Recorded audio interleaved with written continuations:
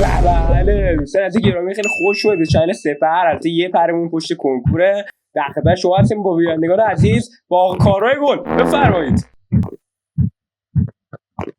آقا کارو. الو سلام. بله به این ویدیو اومدیم تو استیشفاید این هم دیگه رو پا رو پوره کنه.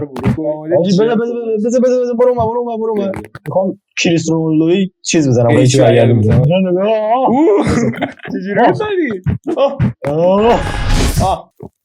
برو گم شو اون برو. آجو ببین رو سر کیه رو سر خوب بده من. بده دیگه من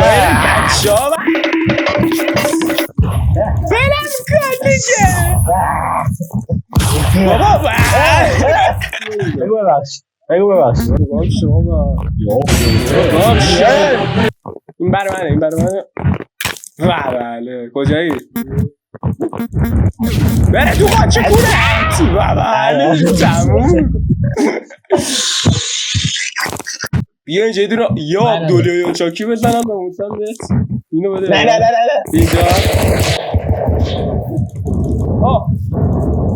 اینجا مثل سیخو برو گم شو.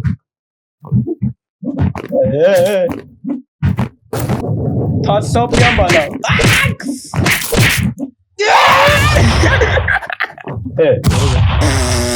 آقا جدی بیا مردونه بجنگیم. خدایی بیا مردونه بجنگیم. خدایی آجو ببین بر سر من بسر برو باید بابا اینجا ای وای برو ببین این تاج رسید به پادشاهش. نه بخش یه اصلا گوش کن بابا گوش کن یه دقیقه. یادته اون دفعه من رو کشتی یادته؟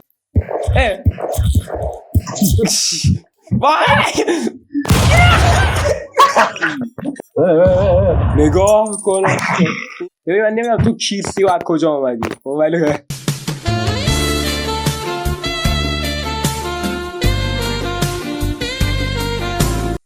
بذار من میخوام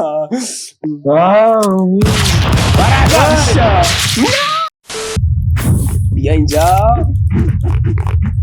من کوشم. من چرا مارم؟ من کوشم. من اصلا هم روشونته. بسم الله الله اکبر.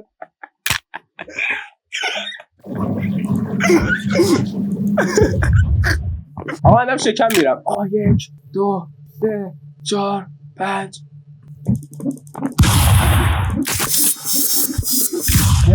تو صحبت کن. ببین And his name is John Cena.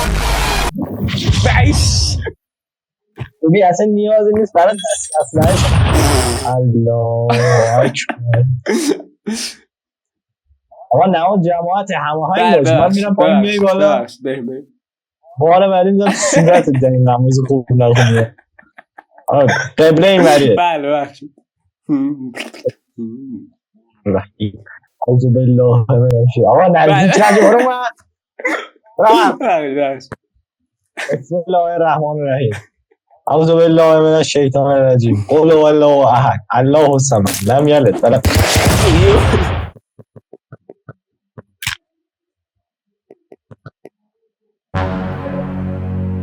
چی داشتی میگفتی؟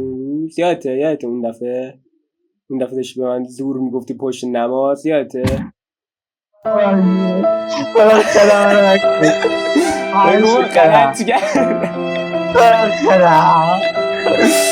اگر یه جوک بگی و من بخندم نمیکشمت.